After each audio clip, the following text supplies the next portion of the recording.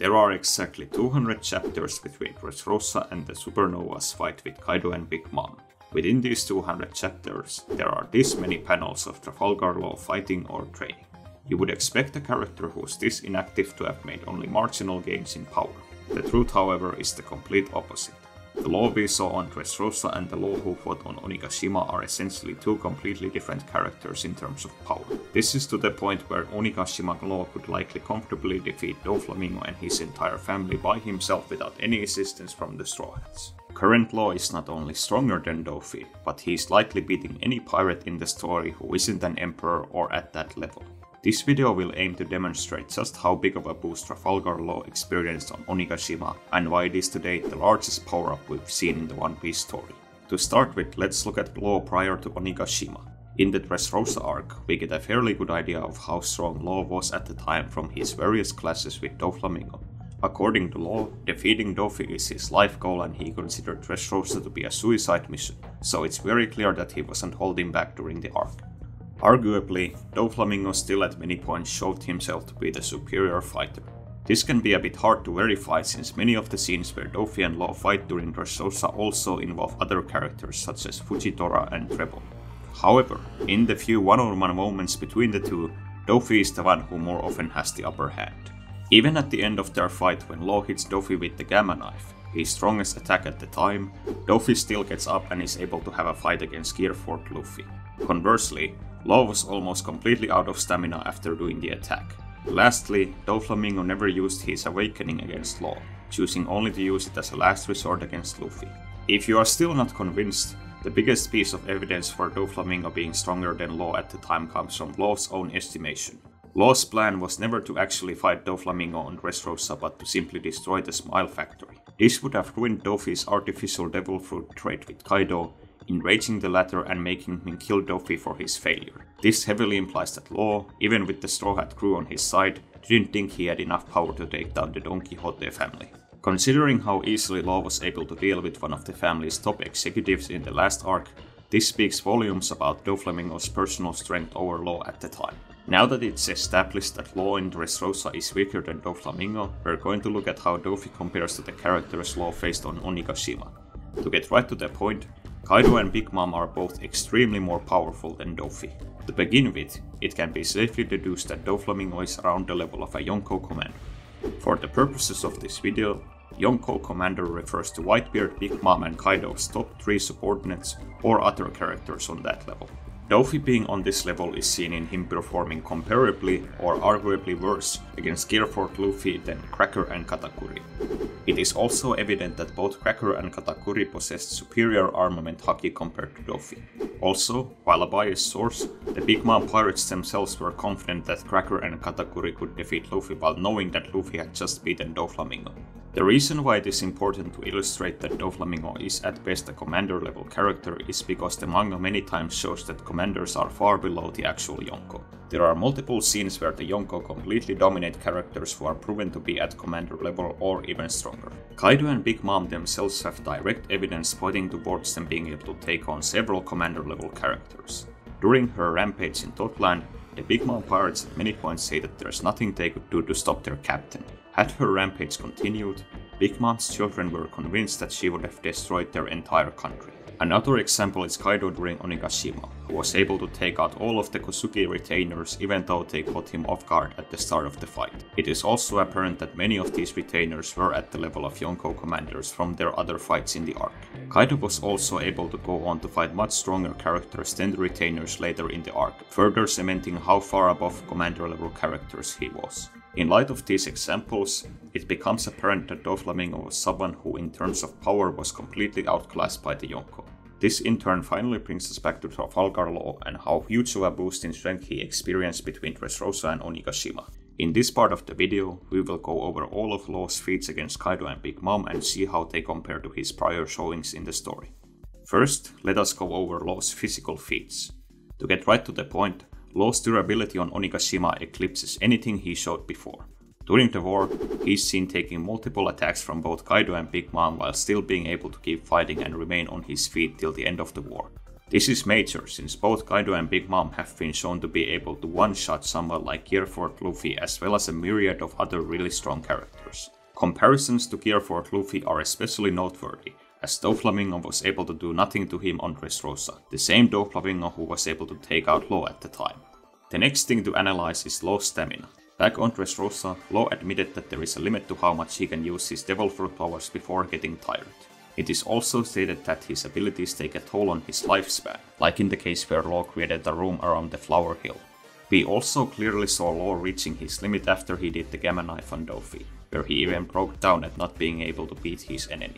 On Onigashima, however, like his other stats, Law's stamina seems to have reached a completely different level. He is casually able to create massive rooms without any sign of fatigue like we saw in the beginning of the raid. Law is also now able to perform multiple high-level techniques after the other and still continue fighting. His previous finisher, the Gamma Knife, is now just another ability that Law uses against Kaido without it taking any wind out of his sails.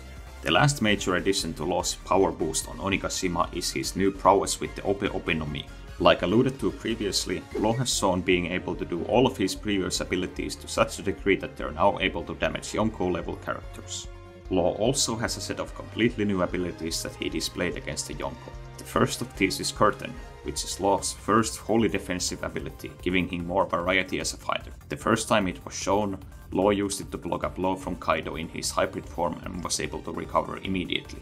If you've enjoyed this video so far, consider taking your submarine down to Subscription Island for more One Piece content. I'd really appreciate it. Getting back to Law, the most notable new addition to his arsenal are his awakened abilities. Law only used these abilities against Big Mom, yet it's clear that these are by far the most destructive skills that Law has. This is implied by Law himself, as he refers to them as his last resort because how much energy they take up. The effect of this shock really was immediately apparent, as Big Mom said that it had been decades since she'd taken such damage. This was also the first time in the manga that someone managed to make Big Mom bleed with an attack. In terms of range, the shock really was later seen being able to reach and penetrate into the magma pool at the bottom of Wano all the way up from Onigashima, so at least in terms of area of effect, it rivals Gear 5 Luffy's Bashran gun. Big Mom also further complements Law's abilities in a later scene, perhaps implying that she considers his awakening to be even more powerful than Eustace Kid's, who didn't receive the same compliment. In summary, Law on Onigashima has evolved into a completely different character from the one we saw on Dressrosa. If we compare him to Dofi, Law now completely eclipses his former nemesis. He is able to tank attacks that have one-shot characters stronger than Dofi. His stamina is many times what it was on Dressrosa, where Law is now able to have a prolonged fight with Emperors. And Law now has the attack power to gravely wound someone like Big Mom with the Shock Willy, which might well be enough to one-shot Dofi. If the Law we saw at the end of Wano were to face off against the Don Quixote family, it would end up being a very one-sided battle. Neither Dofi or his officers have anywhere close to the firepower that the Emperors possess. To repeat, Dofi, even with his awakening, was unable to do anything to Boundman Luffy, who is someone that both Kaido and Big Mom were able to take out with basic attacks before Onigashima. If Law is able to take multiple hits like that without falling, there's essentially nothing Dofi or his crew can do to beat him. Likewise, Law during Punk Hazard and Dressrosa was already able to one-shot Dofi's top executives. Even if they were to all gang up against him at once, Law's basic attacks like Injection Shot or Counter Shock should be able to handily KO all of them. Dofi himself has shown himself to be very durable, yet the attack power Law now possesses makes that obsolete. To repeat again, Dofi was overwhelmed by Poundman. Poundman did nothing against Kaido and Big Mom. Onigashima Law managed to seriously injure both Kaido and especially Big Mom. Couple this with Law's new level of durability and stamina, and the Don Quixote family have no feasible way of beating him. Onigashima Law is simply a completely different animal from the Law who fought Dofi. At this point he is very likely the third strongest warlord after Blackbeard and Mihawk. Likewise, if we go back to Dressrosa, the only character with any chance against Law would not be Dofi but Fujitora, who is an actual admiral. Now, it must be mentioned that despite all his growth, Law is still not the same level as the actual Emperors. Well, the ones around the 4 billion berry mark at least. In his fight against Big Mom, Law was very much relying on Kid and vice versa. Most of Law's attacks on Lin Lin were landed during moments when she was distracted by Kid or other events. Likewise, the ending of the fight was possibly jinxed into Supernova's favor by Big Mom getting the Onigashima explosives dropped on her, on top of falling multiple kilometers into a magma pool. One interesting question is how far Luffy and Law are currently in strength from one another. One could initially dismiss this idea because of Luffy's feats against Kaido, yet there is some basis for Law actually being pretty close to Luffy here. This mainly relies on the idea that Kaido and Big Mom are relatively equal in power. The evidence for this is in the Wano Act 2 fight they had that apparently lasted multiple days with neither coming out as a victor. The samurai also refer to Big Mom being just as strong as Kaido when they first see her. If this is true, it makes Law and Kid's defeat of Big Mom that much more impressive. While Luffy finished Kaido by himself, this win was on the back of the 15 other characters who dealt damage to Kaido throughout the raid, on top of Kaido levitating an entire island during their fight. While Law and Kid beat Big Mom in a team fight, one could also argue that Luffy did 15% or less of their work against Kaido. Kid and Law were arguably also more weakened than Luffy during their fight. Law had already taken multiple named attacks from Kaido on the rooftop, and Kid was being sabotaged by Hawking's puppet at the beginning of the fight. Meanwhile, Luffy received a food break midway through his fight with Kaido. Yet, there is reason to doubt that Big Mom and Kaido were actually equals. When fighting Kid and Law, Lin says that it has been decades since he's taken such damage. This would imply that Kaido wasn't going all out when fighting Big Mom in the previous act, unless you want to entertain the possibility that Law's Shock Willy is more potent than anything in Kaido's arsenal. Another thing to bring up is that Big Mom was still clearly conscious after she was blown off Onigashima. This is noteworthy because Luffy actually managed to knock Kaido unconscious with his last attack. In a sense, Kaido was 100% done after taking his final attack, while Big Mom was still active and was finished by a combination of the fall, the explosives, and the magma pool. To conclude this point, I personally don't think there's much of an argument for Luffy and Law being that close to each other in strength. Beyond Kaido likely being the stronger character, and Big Mom being finished by environmental damage, Luffy himself has only just awakened his fruit, meaning that just like with his other abilities, Luffy will likely be far more capable the next time we see him going Gear 5. Getting back to Law, the question still remains: how did this happen? Luffy was arguably already stronger than Law during Dressrosa, yet it required him multiple commander level tests and weeks of training to even be able to hold his ground against the Emperors. How did Law manage to reach this level with essentially zero fights or on-page training? There is no clear answer to this, but this next part of the video will address possible reasons as to why. It's possible that Law has always had one of the highest growth rates in the series. Back in the pre-time skip, we actually don't have a clear picture of how strong Law was, as he was only seen fighting marine fodder. He later does face off against and presumably defeat a pacifista, yet that isn't saying much as Kid, Killer and other pirates were fighting alongside him. Law's bounty of 200 million berries at the time also doesn't tell us much. We know that Law at the time was trying to earn a name for himself to become a warlord, yet we do not know how far along into this plan Law was. If you want to make comparisons to other similar bounties, it's possible that Law at the time was as strong as characters like Sai or Bartolomeo, though I personally wouldn't put too much stock into this. Perhaps the only fair estimate we can make at the time is that Law is probably in the same area of strength at the time as his peers. After all, Luffy, Zoro, Uroge and Drake were all shown to be around the level of a pacifista during Sabaody. Considering that Law likely managed to beat one of the cyborgs, this seems like a fair estimate of his strength. In short, Luffy and Law would likely be somewhat comparable in the pre-time skip. Yet where things really get interesting is during the time skip. Law arguably had one of the biggest power jumps of all of the supernova during the time skip, going from being somewhat around the pacifista to being able to push someone like Dofi. In this sense, it is very comparable to Luffy, who went through the exact same growth. Yet what makes Law stand out is how inactive he was during the time skip compared to the rest of the worst generation. Luffy and Zoro spent the 2 years training under the right hand of the Pirate King and the world's strongest swordsman respectively. Meanwhile, Kid, Killer, Uroge, Apu, Capone and Drake all to some degree fought against Yonko crews. However, barring the mysterious Rocky Port incident, Law seemingly laid low for most of the 2 years. We're unaware of any special training or fighting he could have done at this point, which makes it even more bizarre that he could have improved at the same rate as characters like Luffy and Kid. One reason this could be explained is the Ope Ope no Mi itself. According to Doflamingo, many refer to it as the most powerful devil fruit in the world. The Marines were also willing to pay 5 billion berries for the fruit, which almost equals the bounty they placed on Whitebeard. While this may well be due to its numerous abilities from teleporting to healing to body swapping, an additional reason could be that the fruit grows in power far quicker than normal fruits. We can even see this same phenomenon in Law's power jump from Dressrosa to Onigashima. Arguably, Most of it was due to the whole new level of devil fruit mastery and abilities he had achieved.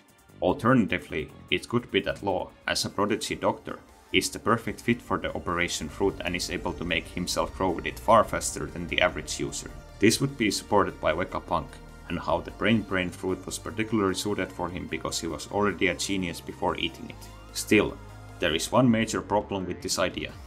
Even if Law is a genius at using his fruit, and even if the Ope Ope no Mi itself grows far faster than other fruits, this would not explain how Law's durability and stamina could be at an entirely new level at Onigashima. In the end, there is essentially no good in-story explanation for Law's power. Finally, in this last part of the video, we'll look at how Law's Onigashima boost compares to the other power-ups in the story. One Piece arguably has had a history of plot-induced power boosts, most of which involve Luffy. When he fought against Crocodile and Katakuri, Luffy made massive strides during these battles and was able to take on damage that would have killed him many times over at the beginning of the same arc. Luffy was also able to survive fighting some of the strongest characters in the world during Marineford, including brushing off multiple attacks from someone as powerful as Kizaru. Other examples of inexplicable and large power-ups in the story are most of the Straw Hats during Enies Lobby and Crocodile from Alabasta to Marineford. Onigashima, however, is where the story reached a completely new level of characters being buffed up by the plot, while some of them, like Kid, Zoro, Jinbei and Frankie, would be partly explained by us never seeing these characters go all out in the post-time skip, others are far more confusing. Someone like Killer was taken out by one attack from Zoro without his strongest sword in Wano Act 2, yet he then went on to take multiple attacks from Big Mom and was still able to defeat a fellow supernova afterwards. Likewise, Robin in Dressrosa was not willing to directly engage someone like Treble, yet on Onigashima she is able to take out a Flying Six member with essentially one attack. Even beyond these examples, Luffy and Sanji both massively improved from their last showings in the series. Sanji was someone who struggled with Yonko subordinates in both Whole Cake Island and Wano before the raid, yet went on to defeat a Yonko commander by the end of Wano.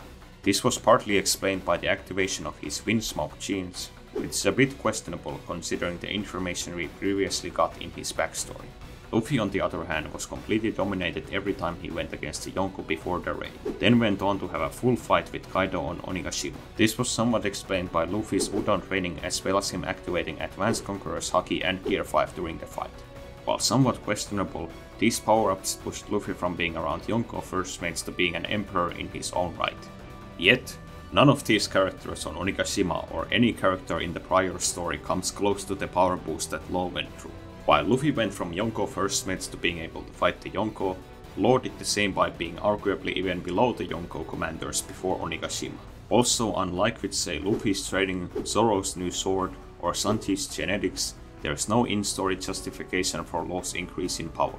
Both in terms of sheer feats and how inexplicable it all was, Law is now comfortably the One Piece character with the biggest on-record power. Do you agree with this assessment of Law's power? If there's something you think I might have gotten wrong, post it in the comments. Also, consider powering yourself up by eating the like fruit. Thanks for watching.